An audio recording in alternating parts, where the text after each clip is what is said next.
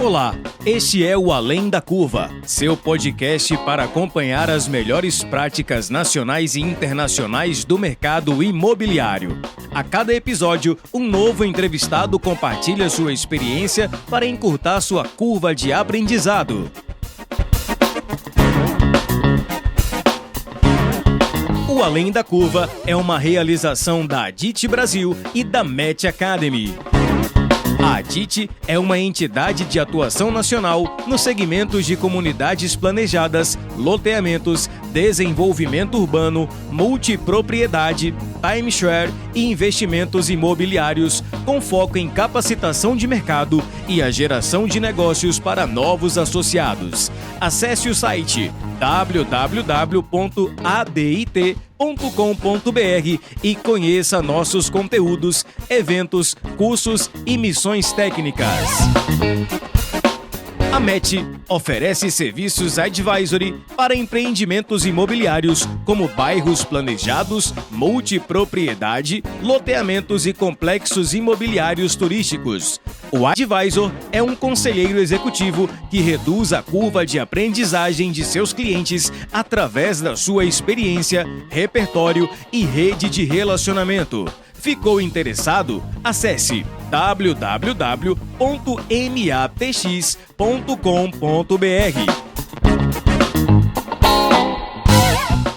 Este episódio tem o patrocínio da Miami Homes.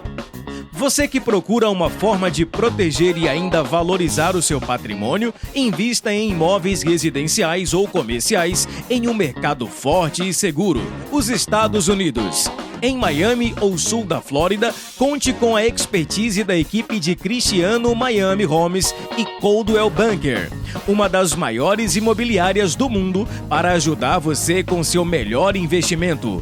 Acesse o Instagram, @Cristiano Miami Homes, para mais informações. Olá pessoal, tudo bem com vocês? Aqui Felipe Cavalcante mais uma vez no podcast Além da Curva. Hoje a gente vai se aprofundar um pouco mais no mundo do mercado de capitais, né, ligado ao mercado imobiliário. A gente está aqui com o Yannick Bergamo, da Iridium, uma gestora de capital aí com bastante experiência e visibilidade aí na Faria Lima, uma atuação grande aí em vários segmentos do setor imobiliário. Eu vou tirar uma série de dúvidas, me atualizar sobre o que está acontecendo aí no mercado de capitais, a indústria de fundos imobiliários, e saber um pouco mais da visão deles sobre incorporação, mercado imobiliário, loteamentos, tudo isso aí que a gente acompanha aqui. Então, Yannick, seja muito bem-vindo, obrigado aí pelo convite, hein? Boa noite a todos, boa noite, Felipe, eu que agradeço o convite, vamos lá. Não, bacana, eu queria ver se você podia começar explicando para a turma quem é a Iridium, quais são os grandes números dela hoje, né? Até eu mesmo já faz um ano e meio que não tenho tido muito contato. Eu queria até que você atualizasse assim, sobre a situação, como é que está hoje. Tá, vamos lá. A Iridium é uma empresa que gera fundos de investimento, né? Uma gestora de fundos de investimento, 100% independente, o que isso significa a gente não é ligado a nenhum banco, e não é ligado mesmo, né? Tem algumas gestoras aí que são e às vezes acabam dizendo que são independentes, mas não sei, talvez não sejam tanto assim. A gente tem 6 anos de história, aproximadamente, e temos cerca de 6 bilhões de reais sob gestão. O nosso foco de atuação é o crédito, e dentro do crédito a gente tem duas grandes estratégias, vamos dizer assim. Metade delas são fundos abertos, que se chamam, que são aqueles fundos que geralmente o pessoal está mais acostumado a investir no banco, que você aporta, pode pedir resgate, o dinheiro cai na conta depois de um prazo definido. E outra metade são fundos imobiliários, que são listados em bolsa, então eles são negociados de maneira semelhante a uma ação. E o foco desses fundos imobiliários são CRIs, né, que são certificados de recebíveis imobiliários, que são os títulos de crédito utilizados por esses fundos para financiar o setor imobiliário. E aí aqui são os outros mais ou menos 3 bilhões dos ativos sob gestão que a gente tem dentro de casa. Bacana. Vocês são parte de uma, vamos chamar assim, uma nova geração aí de casas, né? da Faria Lima, né? Que ali depois de 2018, 2017 começaram a surgir e ocuparam bastante espaço, né? A que você deve isso? Qual foi a avenida de crescimento, o espaço que estava aberto que as antigas casas não estavam ocupando? Acho que você teve um movimento de aumento de democratização dos investimentos, né? Você teve um período ali de queda de taxa de juros, busca por, né, isso lá atrás, né? Obviamente, hoje a gente está com outro nível de juros, mas busca por investimentos diferentes, de maior rentabilidade, e você teve o crescimento das plataformas como XP, BTG, dentre outras aí que surgiram, alguns acabaram sendo compradas depois. Então, acho que esses foram os maiores diferenciais, né? Os maiores, vamos dizer assim, impulsionadores na época, né? Mas, assim, o que eu vejo também é o seguinte, a impressão minha, esse pessoal mais tradicional aí da Faria Lima, eles estavam muito focados em São Paulo e no que tange a fundo de fundos imobiliários, fundo de tijolo, né? E vocês vão mais para fora de São Paulo e também o foco em papel, em CRI, é isso também parte da resposta? Não, assim, vamos lá, aí talvez tenha que ir mais para trás no histórico do mercado de fundos imobiliários, né? Mas eu não acho que seja tanto uma questão disso para explicar, assim, por que que a gente cresceu, né?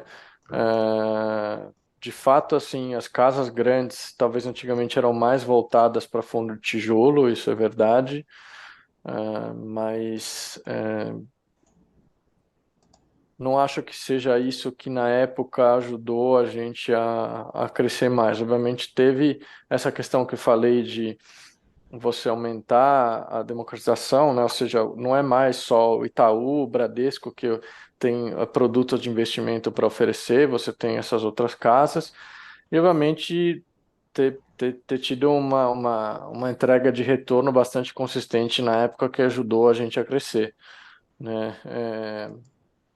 Acho que esse ponto que você está falando de eventualmente sair um pouco de São Paulo, procurar outros tipos de investimentos, é algo que talvez seja mais fácil de ser feito por uma casa independente, porque, enfim, você tem menos,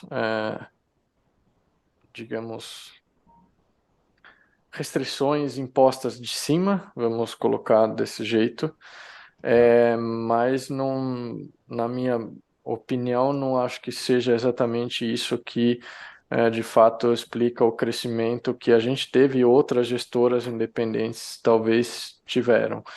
Teve casos aí que isso se aplica porque de fato a proposta era essa, né? Teve gestora que de fato, eu quero aproveitar e servir aqui o Centro-Oeste, por exemplo, porque acho que as casas de São Paulo estão mais voltadas ali no Sudeste e tudo mais. Então, acho que para alguns casos isso sim é verdade. Mas, de novo, sem também os outros fatores, esse cara também talvez não existiria, né? E aí acho que isso mais se encaixa no que é proposta de valor de cada gestora e cada fundo para entregar o retorno que se propõe a entregar. Legal. E você falou de distribuição, né? XP e BTG, elas realmente capilarizaram e foram grandes responsáveis por atingir, né, os investidores, pessoa física, etc. Mas como é que é hoje? Hoje basicamente, a gente pode dizer que existe meio que um monopólio assim. Você consegue trabalhar fora de XP e BTG, por exemplo? Como é que está esse cenário da distribuição hoje para vocês? Bom, assim, eu mencionei porque naquela época eu acho que eles foram, principalmente a XP, talvez no começo, né, os de maior destaque, mas é, aí os bancos também tiveram que se mexer, né, os bancos tradicionais. E acho que alguns fizeram um trabalho melhor, outros ficaram um pouco para trás, mas hoje não existem só esses dois players, não. Existem bancos vamos chamar de incumbentes, os bancos mais tradicionais, que também acabaram tendo que justamente sofisticar a oferta de produto deles. Tanto é que hoje em dia a plataforma aberta, né, que a gente chama, ou seja, você entra no site do banco, vamos citar aqui o Itaú, ele não tem mais só produtos do Itaú, ele oferece produto de várias gestoras, inclusive os nossos, por exemplo, estão disponíveis para um cliente do Itaú, né? Então, acho que hoje existe uma certa competição, sim, obviamente não é que tem 100 casas de tamanho relevante, nem 50 talvez, mas existe sim mais de uma oportunidade. Você tem eventualmente alguns players menores que podem também ter seu nicho de mercado. Mas uma coisa eu acho que interessante de falar é que o nosso crescimento, principalmente nos fundos imobiliários, ele sempre se deu num modelo que era bastante, diria, democrático. Não sei se é democrática a palavra, mas qual que era o ponto? A gente fazia as ofertas basicamente todas no direito de preferência, né? Então, o cara que já era cotista, e aí para você ser cotista, qualquer corretora é só ir na bolsa e comprar as cotas. Quando tinha oferta, ele recebia o direito de subscrição e a maior parte da oferta ela era alocada desse jeito, né? Então, a gente de certa forma não dependeu tanto, principalmente quando o fundo já tinha tomado um certo corpo, de corretora A, B ou C, né? Obviamente que assim uma corretora mais estruturada, que tem uma força de venda maior, ou enfim, mais com os incentivos corretos e tudo mais, facilita que o cliente vá lá e exerça seu direito de subscrição, né? Mas é algo que, no limite, poderia ter acontecido por apenas vontade do investidor final ir lá e efetuar essa subscrição. Perfeito. Eu queria que você fizesse favor de explicar a quem está nos ouvindo, que pode não estar familiarizado com essa questão da preferência, como funciona esse processo e por que as gestoras maiores, né, com a base maior, acabam reduzindo essa dependência da distribuição. Você pode dar esse panorama e, assim, Claro. e me responde o seguinte: quantos por cento hoje, por exemplo, das novas captações de vocês vêm através da subscrição do direito de preferência? Tá bom. Bom, deixa eu só começar por essa última. A gente já está há um ano e pouco e alguma coisa sem fazer ofertas, então não saberia te dizer, mas assim, a gente costumava, se não lembro errado, era algo da ordem de 40%, 50%, se agora não estou enganado, que já era exercido no primeiro direito de subscrição. Mas para explicar essa questão de direito de subscrição, o que que é? Vamos supor que o fundo tenha 100 milhões de reais.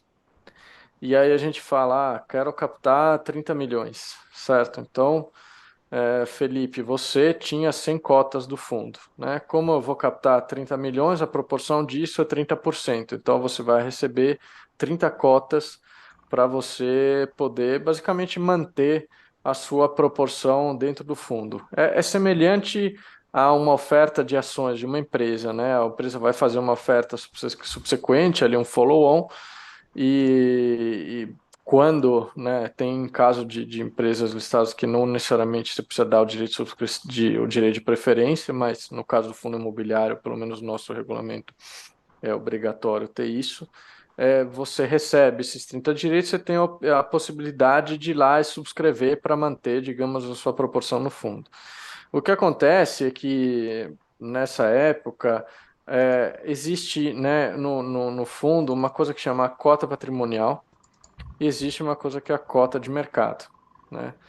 E durante uma boa parte desse tempo, por uma série de razões, de movimento de curva de juros, etc., etc., a gente tinha um ágio, né? A cota de mercado ela estava bastante acima da cota patrimonial. E como as ofertas elas são valoradas pela cota patrimonial, no nosso caso, basicamente você tinha aquelas 100 cotas que estavam negociando, sei lá, R$ 120, e você recebia 30 cotas para poder, e que se você podia comprar essas 30 cotas a R$ 100. Então era algo que fazia total sentido para você fazer. É, e, de novo, isso tudo dentro do regulamento, não tem nada ali feito por fora de maneira errada. A regra mesmo diz que para fazer uma nova oferta você tem alguns critérios, um deles é utilizar a cota patrimonial, né? O porquê da cota estar com ágio poderia te dar algumas explicações, mas, por exemplo, a gente fez uma boa parte da alocação no fundo no momento que a taxa de juros era outra. Que nem, por exemplo, hoje, você tem ali uma NTN-B de 5,5, 6, então a gente está conseguindo alocar em bons ativos a taxa de IPCA mais 8, 9. Se amanhã a curva de juros fechar, Selic cair, etc., você carrega toda essa alocação que foi feita a uma taxa bem alta e você não tem mais essa oportunidade de alocar nesse nível mais alto. Então é natural que a cota de mercado tende a se valorizar porque o custo de oportunidade vai ser outro. Então, boa parte dessa razão de se ter um ágio era justamente de você ter feito uma alocação numa época em que o nível de juros era outro, né? Que é um pouco o cenário que a gente acha que pode acontecer daqui a 12 meses, talvez. Então, enfim, acabei respondendo uma pergunta que talvez você não tenha me feito, mas era só para explicar um pouco e contextualizar o porquê que acabava saindo boa parte das ofertas diretamente no direito de subscrição. Show. Cara, e no mercado imobiliário hoje, quais são as suas teses, suas prioridades, seus focos de atuação? Bom, a gente é bastante agnóstico dentro de casa com relação ao tipo de operação que a gente olha, tá? É, no geral, a gente tem um pouco uma preferência por operações performadas, ou seja, que não tenham risco de obras, mas acabamos olhando também, obviamente, financiamento à construção. E acho que tem duas razões para isso, né?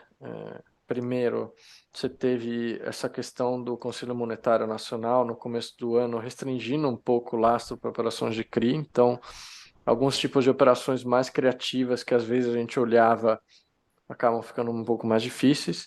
E segundo, eu vejo uma tendência geral de ter uma redução de funding disponível para plano empresário, né? Acho que os bancos estão um pouco mais focados em financiar o cliente final, o cliente que compra a unidade, e tem faltado um pouco funding para financiar o término da obra. Então, voltando à sua pergunta original, o que a gente tem feito operações recentes? A gente tem feito compra de carteira de loteamento, a gente tem feito bastante.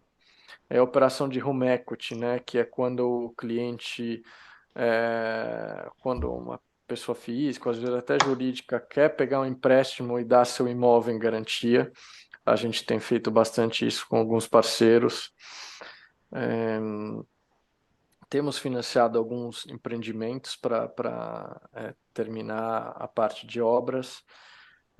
A gente tem feito algumas operações de energia de geração distribuída, porque a geração distribuída, ela no final do dia, é um contrato de aluguel, né? Pelo jeito que é estruturado, pela própria regra da ANEEL, o cara que te fornece essa energia, ele não pode te vender energia, ele te aluga equipamentos. Então, isso é algo que, dependendo de como é estruturado, é passível de se tornar uma operação de CRIs. Entendi. E na Enfim, parte de corporação residencial, você falou de plano empresário que está minguando aí nos bancos, né? Vocês financiam, então, o plano, a construção de empreendimentos e a partir de que momento você entra ali? olha, aí é um pouco caso a caso, assim, a gente já fez cenário com boas incorporadoras de já financiar, por exemplo, a compra do terreno, né? Então, financiava a compra do terreno e esperava ali um determinado tempo para poder entregar a obra. No caso geral, eu diria que eu sou um cara que vai entrar já tendo algum nível de vendas, já tendo alguma coisa ali que prove que o empreendimento tem seus méritos, né? A não ser que seja alguma praça que eu conheço muito bem, que faça bastante sentido, etc, etc. Então, sei lá, inclusive acabei de sair de uma reunião de uma operação que a gente financia numa área super nobre de São Paulo, que na época a gente fez sem ter nenhuma venda, porque era uma estratégia deixar as vendas mais para o final, mas é porque ali a gente tinha conhecimento e olhando para o que era potencial de VGV vis-à-vis o que eu estava emprestando de dinheiro, tinha bastante margem para erro no limite para queimar unidades e conseguir pagar a operação. Mas no geral, assim, eu diria que eu entro depois de ter tido um lançamento com algum sucesso. Vai. Perfeito. Entendi. Agora, voltando para um ponto que você citou aí brevemente, que são as restrições da, da CVM, não, do Conselho Monetário Nacional aos CRIs, né? Explica para a nossa turma aí o que foi isso e qual é o impacto que isso pode ter para incorporadores, loteadores, de que maneira isso pode reverberar aqui para a turma. Bom, para a turma que é de fato do mercado imobiliário, sinceramente, não tem grandes problemas ali, tá certo? Qual que foi o intuito ali dessa regra? Basicamente começaram a aparecer uma série de operações Eu tô palpitando o que levou a chegar até lá, baseado em, enfim, algumas evidências, mas coisas que eu não posso provar, mas o que acabou acontecendo é que teve alguns bancos que começaram a emitir CRIs, né? Eles tinham lastro, conseguiam depois mostrar que usavam aqueles recursos para direcionar para financiamento imobiliário, mas no final do dia era um banco que estava tomando volume de recursos bem altos em alguns casos, emitindo um CRI. E o CMN chegou e falou: olha, o CRI não foi criado para financiar banco, foi criado para financiar o setor imobiliário. Aí deixo cada um, obviamente, fazer a sua interpretação ali, se ele está certo, se não está certo. Mas, além disso, tinha também empresas que não eram do setor imobiliário, então vou dar um exemplo, são locadoras de veículos que emitiram CRIs. Jura? E aí acabou, teve CRIs sendo emitidos por locadoras de veículos. E aí acabou criando algumas restrições para que isso não pudesse ser mais viável. Agora, para a empresa que é incorporadora, loteadora e tudo mais, sinceramente, não tem grandes mudanças ali. Assim, pode ter, tinha cenários que dava problema quando tinha partes relacionadas, etc, etc, mas isso foi também. Mas pode acontecer o inverso de beneficiar, de sobrar mais dinheiro para o setor produtivo? Sim, não, isso eu acho que é um cenário, eu acho que duas coisas acabam acontecendo. O investidor pessoa física que comprava esses CRIs dos grandes bancos, etc., ele vai ficar um pouco órfão de CRIs, porque o que vai acabar acontecendo é que quem vai tomar com dinheiro de CRI ou uma incorporadora grande, aí tudo bem, acaba sendo parecido, então vou dar um exemplo. Crido, uma Cirela, acho que é algo que é fácil para um investidor pessoa física entender e eventualmente comprar e querer assumir o risco, mas é uma incorporadora média ou pequena, não muito conhecida, uma loteadora também desse tamanho, que faz uma operação estruturada para, por exemplo, fazer um financiamento de término de obra, na minha humilde opinião, não é o tipo de operação que o investidor pessoa física deveria investir por uma série de razões, porque isso exige um certo acompanhamento, exige fazer uma análise de viabilidade do empreendimento, tem que estar pronto para renegociar algumas coisas conforme a obra anda, sempre tem atraso, tem estouro de custo, empreendimento que dá tudo certo, não tem que fazer nenhuma dessas, eu não sei se já vi. Você acha que toda vez que você vai financiar algum tipo de empreendimento, alguma coisa no meio do caminho vai acontecer. Isso está no preço também, né? Obviamente é uma operação que não é uma taxa extremamente baixa, né? O que eu digo é o seguinte, assim, que eu só sei de uma coisa, não vai acontecer aquilo que está na planilha de Exatamente. viabilidade, né? Aquilo ali não vai Exatamente. acontecer. Pode ser melhor ou pior, Então, mas então, como esse investidor pessoa física vai ter menos possibilidade de investir nesses CRIs, ele tem que buscar outras coisas. E acho que dentre as coisas que ele pode buscar, uma delas são os fundos imobiliários, onde tem um gestor especializado que vai atrás desse tipo de oportunidade para ele e consegue uma remuneração maior que os CRIs, eventualmente, dos bancos ou esses CRIs de locadora que estava mencionando, ou de empresas, sei lá, que não eram necessariamente do setor, né? E aí, tendo um maior volume de recursos, obviamente existe possibilidade de canalizar mais recursos depois para as incorporadoras e loteadoras. E do outro lado também os fundos não vão ter, às vezes, algumas oportunidades de fazer operações fora ali do âmbito imobiliário, com algum lastro mais criativo, então também vai acabar tendo um direcionamento um pouco mais natural. Tanto é que, assim, nosso caso mesmo, um tempo atrás a gente tinha um pouco parado de fazer financiamento de obra, porque a gente não tinha muito caixa e porque já tinha uma certa oferta de operações que não precisava correr esse tipo de risco. Mas hoje em dia é algo que a gente já voltou a olhar, já voltou a fazer. Então, de fato, esse cenário que você falou acaba se tornando uma realidade cada vez mais. você falou aí de loteamento, né? Me fala como é que está o apetite de vocês por loteamento. Loteamento lá para 2016 era palavrão. Nos últimos anos ele tem sido uma opção grande de várias gestoras em função da margem maior que ele consegue entregar, né? E como é que vocês estão vendo isso? Qual é a visão hoje, qual é o apetite? É algo assim, tipo, vamos acelerar em loteamento? Não, normal, como sempre, vamos desacelerar? Em loteamento, especificamente, é um caso que a gente está mais disposto a fazer uma vez que já obtém o TVO, sendo bem sincero. Para fazer em fases anteriores, aí acho que precisa ser um grupo que tem uma certa capacidade financeira, um certo balanço bastante razoável, senão a gente prefere não entrar. A verdade é essa. Acaba sendo um investimento muito tipo equity, no final do dia, um risco de acionista semelhante, né? Então também teria que ser remunerado de acordo. E enfim, o nosso objetivo de retorno não é tão alto assim, então não enxergamos que precisa necessariamente correr esse tipo de risco. Mas loteamento, que é basicamente a carteira de um loteamento já performado, é um tipo de operação que a gente gosta bastante de fazer. Uma coisa também que eu me lembro bem na tese de vocês lá no início era vocês, nos setores que vocês não dominavam tanto, vocês meio que entravam como investidores anjos, não sei se esse é o nome, de algum Talvez de âncoras, né, outros fundos, de outros fundos menores que estavam começando e que eram especialistas em loteamento, em multipropriedade, em, sei lá, em outros setores. Como é que está isso aí? Você ainda mantém essa política? Como é que está isso? Você pode não você o Irídio, mas tem outros gestores na carteira de vocês que fazem isso e vocês acabam tendo por tabela indiretamente essa atuação nesses anos?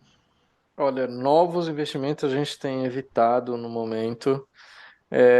A verdade é que assim, alguns desses investimentos aí acabaram tendo os seus problemas, né? Acho que assim, não dá para só colocar a culpa ali nos gestores. Eu acho que a gente passou, de fato, nos últimos anos por um cenário bem montanha-russa, né? Se a gente lembrar ali, final de 2019, estava um cenário muito bom de inflação controlada, juro baixo. Obviamente que nesses cenários, as viabilidades geralmente elas acabam assumindo premissas um pouco otimistas demais, talvez. Ou pelo menos você não assume que a Selic vai de 3, 4, que devia estar, para 12, né? Que a inflação que eu lembro que era uma época que as pessoas falavam o CDI acabou, a inflação, nunca mais vai ter inflação no Brasil. Você conseguia financiar um imóvel a 6% no banco. E então, assim, obviamente que depois isso se revelou, né? A inflação voltou a bater 2 dígitos, a Selic voltou a bater 2 dígitos, e obviamente que essas operações de loteamento, multipropriedade, alguns términos de obra, eles não são feitos para aguentar tanto desaforo, né? Eles são feitos para você manter uma velocidade de vendas num certo patamar, seu custo de obra não pode estourar tanto, etc, etc, etc. Porque são operações mais arriscadas, então elas também não têm a mesma margem de segurança que uma operação menos arriscada. Então, a Mas, verdade é que a oi, gente... Nick, deixa eu fazer uma pergunta, desculpa lhe cortar, mas veio na cabeça uma coisa Não, aqui. Os problemas que vieram tiveram mais a ver com as carteiras, com o empreendimento ou com determinadas gestoras, né, por postura ou por então, atitude o que dela? eu tô querendo dizer, acho que teve culpa dos dois lados. Teve culpas diretamente de algumas gestoras, talvez em alguns momentos alguns excessos de coragem, diria. E também acho que a forma de lidar com alguns problemas tem sido, em alguns casos, talvez não a mais ortodoxa possível, mas acho que tem que se olhar um pouco o contexto de o que levou algumas coisas a acontecerem, né? Acho que se a gente não tivesse passado pela intensidade que teve pandemia, depois essa volta de inflação, aumento de juros, o cenário de incerteza de eleição que teve, talvez o volume de problema teria sido menor, né? Perfeito, E também isso teria não gerado tantos problemas que surgiram por conta dos problemas que surgiram. perfeito. Mas sim, obviamente não dá para eximir essas gestoras de culpa por alguns investimentos e algumas formas que as ações foram tomadas depois. Tá? E falando ainda de um desses setores aí que passou por turbulência, né? Multipropriedade, como é que está aí na carteira de vocês, no apetite de vocês? Bom, a gente já um bom tempo atrás, a gente tinha colocado as operações de multipropriedade. Dos ativos que ficaram, o que de fato a gente está tendo um pouco mais de dor de cabeça são com os ativos do grupo Gramado Parques, né?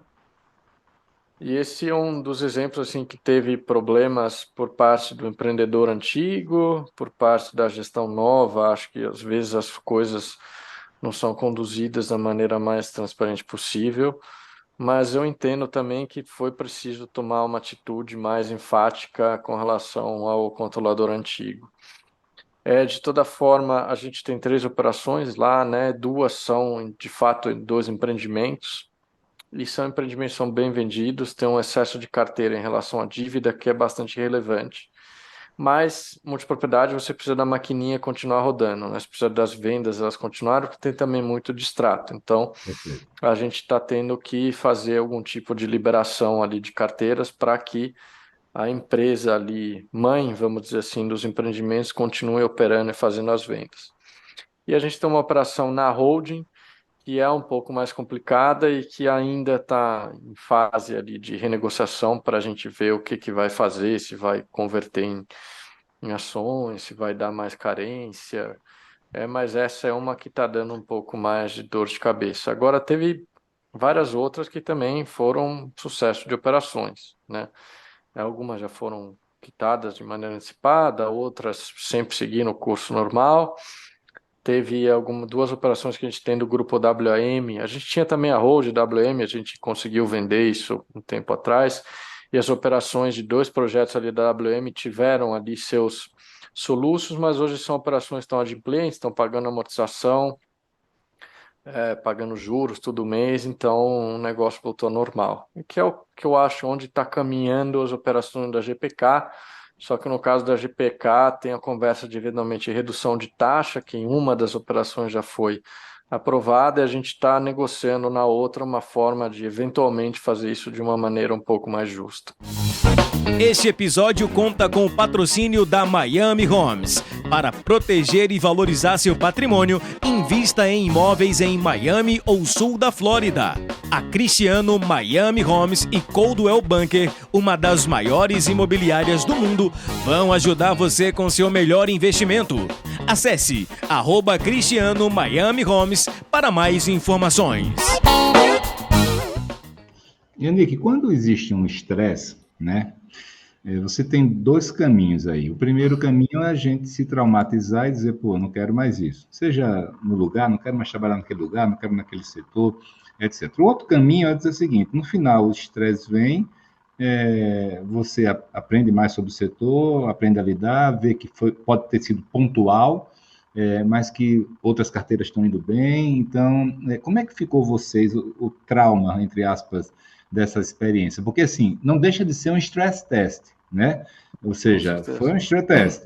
No final desse stress test, você disse, não quero mais nada com isso, não, quero mais ser muito seletivo, ou não, pô, passou no stress test, então agora eu estou entendendo do setor e vamos acelerar.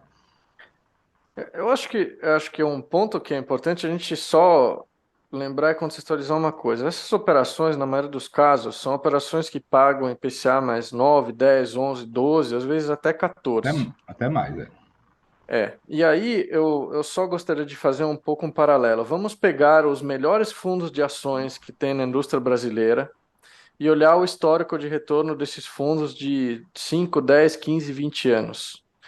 Provavelmente eles não vão passar de IPCA mais 9, 10 nessa janela de retorno. Então a gente está falando ali de fazer com operações de renda fixa, isentas de imposto de renda, o mesmo retorno que você teria num histórico bem longo de um fundo de ação. Então, quando você vai para uma operação ali acima de IPCA mais 9, 10, você está correndo um risco quase de equity, né, no final do dia. Então, não dá para esperar que todas essas operações elas deem certo sem nenhum tipo de percalço, porque se fosse assim, elas não pagavam a taxa que paga. Então, é por isso que é importante diversificar, porque daí aquelas uma ou duas que vão mal, elas acabam sendo compensadas pelas outras. Então, o primeiro ponto é que assim, o correr risco é parte integrante do nosso trabalho. É confortável? Não é. É estressante? Com certeza. Então, assim, não dá para, me machuquei aqui, não vou nunca mais fazer, sei lá, multipropriedade ou loteamento. Existe alguma coisa que é problema do modelo de multipropriedade? Aí talvez a gente possa rever. E tanto é que teve uma época que a gente achou que está tendo muito projeto de multipropriedade, alguns eu acho que a conta não está fazendo sentido para o cara que está comprando a unidade, então a gente ficou de fora. Agora, parar de fazer investimento só porque um deu errado lá no passado, eu acho que não é a resposta correta. A resposta correta é entender o que deu errado e eventualmente não cometer de novo aquele tipo de erro. Então, respondendo assim para você, a gente imaginava que teria algum tipo de problema de novo pelo tipo de taxas que a gente está falando. Isso, obviamente, te torna mais seletivo porque alguns dos problemas que você teve, você vê outros, eventualmente, cometendo erros semelhantes e você já sabe, isso daqui não vai dar certo, então, eventualmente, você consegue ficar de fora, mas a nossa resposta a ter algum tipo de problema com um determinado tipo de operação não é parar de fazer, é melhorar o formato desse tipo de operação, eventualmente escolher um pouco melhor os parceiros, mas certamente não vamos só deixar de fazer porque teve um outro problema com isso. Porque vamos fazer um exemplo bem banal, mas se for por isso, o Itaú não dava crédito mais para nenhum tipo de empresa, porque com certeza escolha um setor, um tipo de projeto, etc, etc, um banco que existe há 100 anos já teve problema com tudo quanto é coisa. Então, não dá para simplesmente tive problema com isso, eu vou parar de fazer. Agora, tem, por exemplo, certos tipos de empresa que a gente parou de fazer porque são mais questões de modelo de negócio e forma de eventualmente apresentar os resultados que a gente tem dificuldade de saber se aquilo ali é real ou não, e a gente tem dificuldade de um pouco prever se aquele resultado tem como se manter ou não.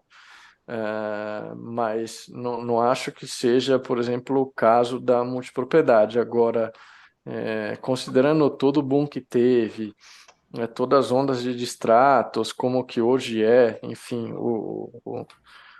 como que existe talvez uma organização um pouco maior por parte de compradores, etc, etc. Acho que o cuidado é bem maior porque provavelmente o nível, a velocidade de vendas já não é mais aquela que era quando a gente começou a fazer, né? Acho que, Perfeito. obviamente, Entendido, tem cara. vários aprendizados. Deixa eu te pegar agora uma conversa mais ampla sobre a indústria de fundos imobiliários, né? Ela era praticamente inexistente lá para 2016, 17, até 18, né? Era bem pequena comparada com o que a gente tem hoje em termos de quantidade de pessoas que investem e de volumes, tá? Eu queria saber de você qual é a projeção que vocês têm, que vocês trabalham aí na Iridium, para os próximos 2, 3, 4 anos, por exemplo. Em termos de aumento de recursos, a gente vai ter agora uma redução, né, da taxa de juros, a gente não sabe bem qual vai ser esse piso, mas vai ajudar de alguma maneira. Como é que você vê essa indústria no curto e médio prazo aí? Eu, sendo bem transparente com você, não é um tipo de projeção que eu me preocupo muito em fazer, assim. Acho que o nosso foco aqui é alocar bem os nossos recursos, tendo oportunidade de captar, a gente vai captar, mas não estou olhando tanto para esse lado de como que vai ser essa indústria ou não. Assim, obviamente, ela é uma indústria que depende de juros, no sentido de que quanto mais baixo o juro, mais tem uma demanda por parte dos investidores de correr um pouco mais risco, de diversificar e, portanto, ela consegue crescer dessa forma. Mas não é algo que fico assim projetando, até porque é bem difícil você projetar todas essas variáveis que eventualmente levam ela a crescer, inflação, juros, é, etc, etc. Aí eu projetar a derivada da derivada, putz, não acho que seja algo que eu precise me importar tanto. Acho que o que a gente se importa aqui é ver como ter uma noção de onde a gente está no ciclo econômico, e alocar de maneira que eventuais turbulências eu consiga não ter problemas muito grandes nas operações, problemas irresolvíveis ou algo que leve uma perda de capital muito relevante para o fundo. Mas ficar fazendo muita projeção econômica, coisas assim, é algo que a gente não acredita muito dentro de casa. É algo muito difícil e não é daí que a gente vai tirar algum tipo de vantagem competitiva. Perfeito. Cara, aí você falou aí rapidamente também de captação, né? Houve algum inverno de captação para vocês aí com essa alta da taxa de juros, alguma escassez? E agora como é que está? Quais são as perspectivas para vocês e para a indústria de maneira geral? No nosso caso específico, a gente teve alguns problemas na carteira, né? Acho que você mencionou alguns fundos que a gente investiu de terceiros para que eles fizessem algumas alocações ali em projetos de multipropriedade, loteamentos, etc. A gente estamos lidando também com alguns problemas de crédito, não são coisas individualmente muito representativas. A hora que você junta elas, você tem uma certa representatividade, coisa de 10 a 15% do PL que são afetados. Não que isso não valha nada, mas que tem algum tipo de influência que eventualmente precisa de um certo trabalho, um pouco de paciência para que sejam resolvidas. Então, hoje, a gente tem uma valoração da cota abaixo da cota patrimonial, né? A própria cota patrimonial ela obviamente precifica já todos esses cenários e a cota de mercado tem um desconto adicional em cima disso, então a gente não entende, é, a gente não quer fazer uma oferta enquanto a cota de mercado estiver muito abaixo da cota patrimonial. Então, nosso foco hoje em dia é melhorar a carteira atual, resolver os problemas que tem e alocar as novas operações com o caixa que a gente já tem e que vem sendo gerado pelas operações ao longo dos meses. E aí, chegando no momento que o mercado entender que esses problemas foram bem endereçados, o fundo voltou a ter uma boa distribuição de rendimento, que de certa forma o rendimento caiu um pouco, mas não é que também foi assim algo tão severo, a gente poder voltar de fato a captar é, nesses fundos imobiliários em algum momento. No curto prazo, a gente está buscando captar num outro tipo de veículo, que é um fundo de infraestrutura, de debêntures incentivadas, mas aí acho que foge um pouco do escopo aqui da nossa conversa. Bacana. E consolidação, né? A gente está vendo um movimento muito forte aí nos últimos meses aí de consolidação de gestoras, né? Algumas casas menores sendo adquiridas ou fazendo M&A com casas maiores. Por que isso está acontecendo, Yannick? Bom, de novo, vou especular em cima da realidade dos outros, né? Mas acho que você tem alguns fatores. Você tem um fator do lado das gestoras. Você tem bastante gestoras que não conseguiram atingir um tamanho suficiente para elas serem rentáveis ou para poder remunerar a equipe, né? Esse é um ponto relevante. Então, e aí ou não conseguiram, ou eventualmente perderam PL por conta de toda essa turbulência que aconteceu, né?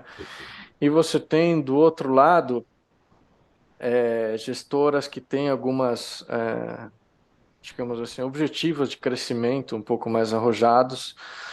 Você tem um cenário ali de juros mais elevados que é mais difícil, por exemplo, fazer novas ofertas ou fazer as ofertas subsequentes desses fundos. Então, naturalmente, para que elas possam manter esses objetivos de crescimento, elas acabam indo buscar algumas casas que possam ter interesse em serem adquiridas, né? Então, acho que são esses Você vê dois esse fatores. movimento acelerando ou reduzindo aqui para frente?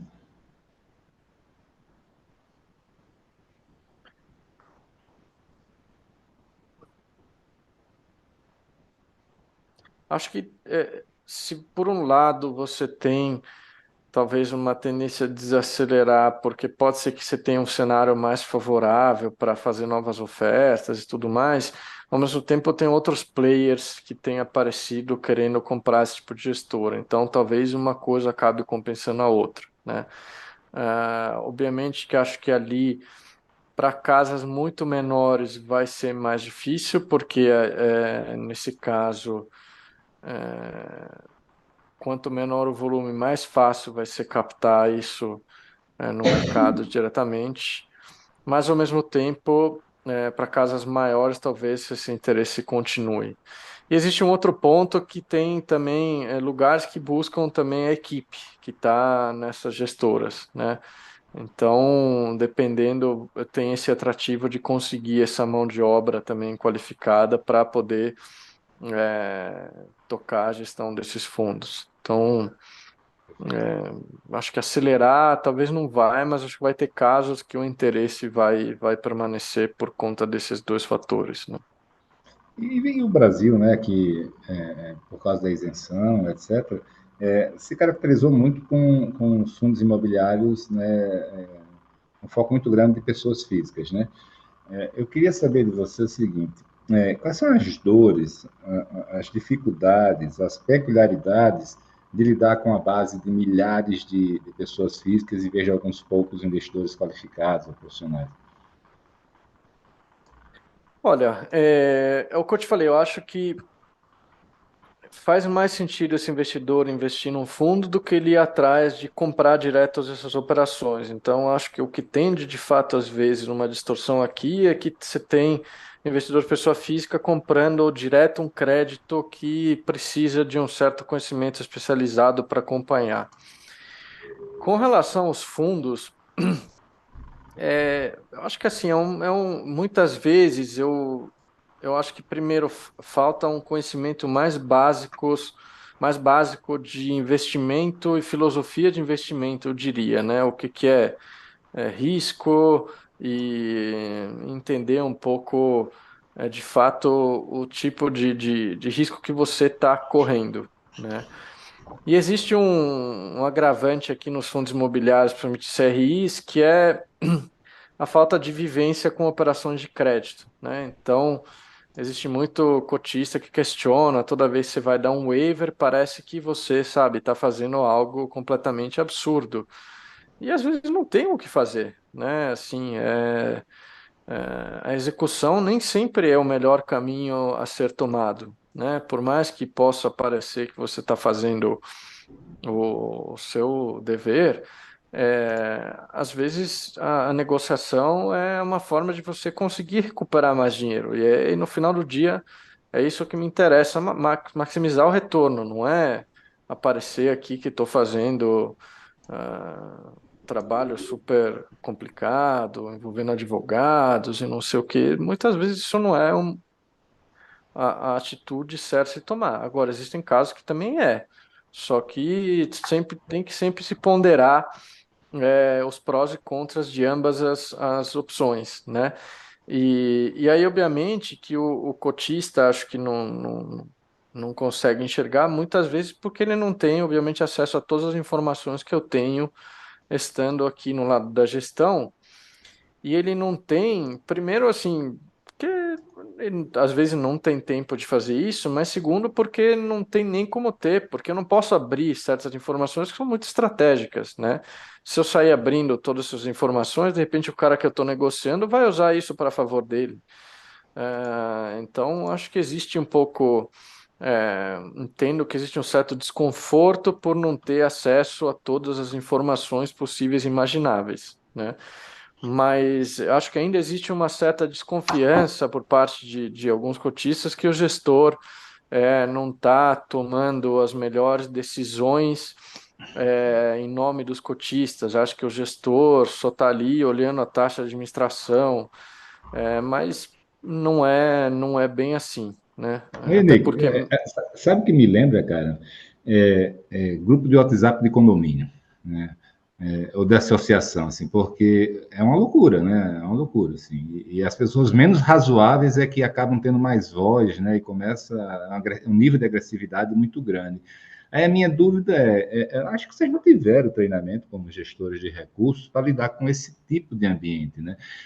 Geralmente são relacionamentos muito profissionais, né? Muito B2B. Como é que, não, eu não falo nem só de vocês agora, falo, como é que o mercado as gestoras de fundos imobiliários tem se adaptado a esse cenário, né? Ou seja, como é que a comunicação delas, como é que ela consegue explicar melhor isso tudo? Existe algum tipo de estratégia que está sendo feito para melhorar essa relação e essa imagem? olha, eu acho que você tem diferentes formas de atuar. Eu tenho visto gestoras jogando mais pro povo, digamos assim, né? Justamente querendo se aproximar dessa turma um pouco mais barulhenta. Perfeito. O nosso caso, não vou dizer que não foi isso também, mas a gente está tentando se comunicar mais, né? Explicar mais o que é passível de ser explicado. Como eu falei, existem coisas que eu só vou poder falar talvez daqui a 3 anos. É, então a gente começou primeiro fazendo uma live anual. A gente agora está fazendo live mensal toda vez que divulga o rendimento. A gente sempre manteve os canais de comunicação abertos, mas de fato é um pouco o que você falou. Existem alguns, e realmente não são muitos, né? Porque quando a gente vai depois falar com investidores mais sofisticados, o nível da conversa geralmente é outra. Existe uma compreensão das coisas que aconteceram, existe um entendimento de como se renegocia um crédito, etc, etc. Então a gente está tentando se aproximar desses investidores, pelo menos de certa forma, é, atacar algumas dessas considerações que são feitas por essa turma ali do condomínio que fala mais alto. Então, pelo menos a gente procura dar uma resposta, não talvez de maneira direta, mas tentar explicar para que não fique só tendo voz justamente esse pessoal mais barulhento que talvez não esteja agindo da maneira mais racional possível, né? E Então, acho que o que a gente tem feito é, de fato, tentar se comunicar mais, melhor, de várias formas. Esse tipo de live aqui com você e com outros participantes também é algo que a gente é, tenta fazer. Obviamente, assim, não tenho tempo infinito para fazer isso. Mas sempre que possível, a gente está tentando se comunicar mais para não deixar esses boatos, barulhos parando no ar ali sem resposta. Perfeito. Cara, e vamos para o outro lado, assim, né? A gente está com uma indústria de fundos imobiliários baseada na pessoa física. Como é que é a expectativa dos investidores institucionais irem para esse mundo, assim? O que é que está faltando para eles irem? Bom, existe isso, por exemplo, se teve mudanças em regra de fundos de pensão, que precisavam, por exemplo, se desfazer de imóveis, e apenas investir nesse tipo de classe através de fundo imobiliário. Mas a verdade é que, assim, como o fundo imobiliário tem uma isenção de imposto de renda para pessoa física, é, não necessariamente a conta fecha para um investidor institucional que não tem a mesma isenção e que olha para esse investimento de igual para igual com outros que eventualmente ofereçam o mesmo tipo de remuneração para ele. Então, o fato de existir a isenção, ela acaba, às vezes, restringindo um pouco o investidor institucional por conta disso, né? Acho que Entendi. em Então, não há resumo, muita assim, de expectativa, maneira assim, de... pragmática é isso, né? Mas óbvio que existem assim incentivos para que fundos de pensão comecem a olhar mais e têm olhado de fato, mas é algo que assim é muito dependente ali de política de investimento de cada um também. Perfeito. Cara, estamos chegando aqui ao fim. O que é que você acha que tem que melhorar no mercado de capitais ligado ao mercado imobiliário? Assim, quais são as próximas agendas aí de melhoria, de regulamento institucionais, legislativo? O que é que tá faltando para ir para o próximo nível? Não é só por setor imobiliário, o que falta é ter regras claras que são mantidas. O que eu acho que me incomoda e que vejo acontecer muito é que tudo sempre, se tem um problema, se quer criar um remendo em cima do problema, ao invés de eventualmente atacar ali o que está por trás, eventualmente, daquele problema, né? Então, uma vez que se criam certas regras, parar de querer ir e voltar atrás o tempo todo. Então, por exemplo, quando ficavam surgindo discussões de tributar fundos imobiliários, não tributar fundos imobiliários, essas idas e vindas são ruins, porque elas criam incerteza. E quando você tem esse tipo de incerteza, obviamente você tem uma certa reticência, o custo do crédito aumenta, etc. Mas isso não se aplica só à questão de tributar fundos imobiliários, né? Existem, por exemplo, questões de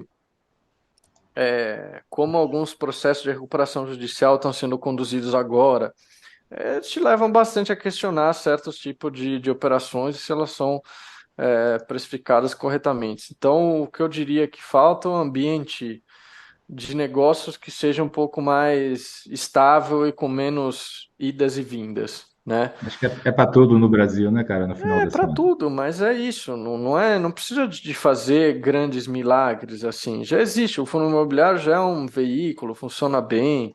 Existe o CRIs, acho que fizeram essas mudanças CMN, alguma parte foi ruim, talvez tenha sido, mas teve outras que não vou tirar que talvez tenha alguma razão de fato ter restringido algum certo tipo de operação. Agora, tem que ter uma regulação mais estável e que funcione, sabe?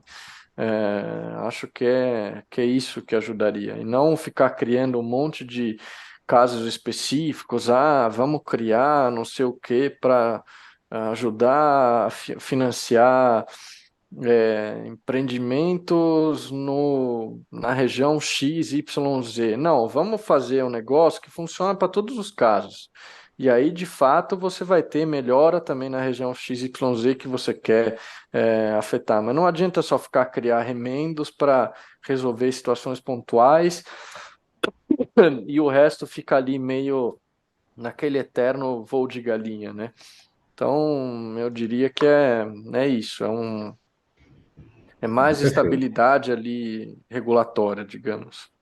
Show de bola. Cara, queria te agradecer aí, viu? Foi muito esclarecedor aí, deu para entender não só o momento de vocês, mas essa visão, né, de que você está tendo no mercado de capitais para incorporadores, loteadores do Brasil todo. Isso é importante, né? Porque se tornou uma grande fonte de funding, né? Os fundos imobiliários, securitizações, os CRIs. E é sempre bom a gente ter essa bússola aí de onde é que está indo o vento. Então, eu queria te agradecer, queria passar a palavra para você, se tiver qualquer coisa que você deixou de falar, algum conselho que você queira dar para a turma, algum recado final ou alguma coisa sobre a própria Iridium, fique à vontade. Bom, Felipe, queria te agradecer pelo convite. Espero não ter sido muito confuso, hoje foi um dia longo.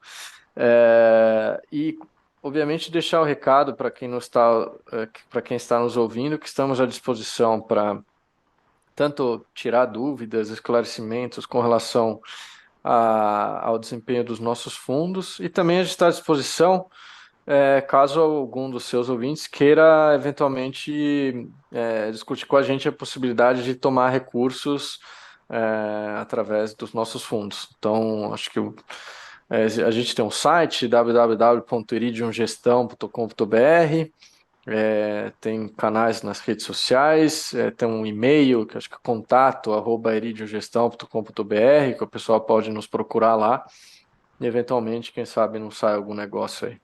Espero que sim.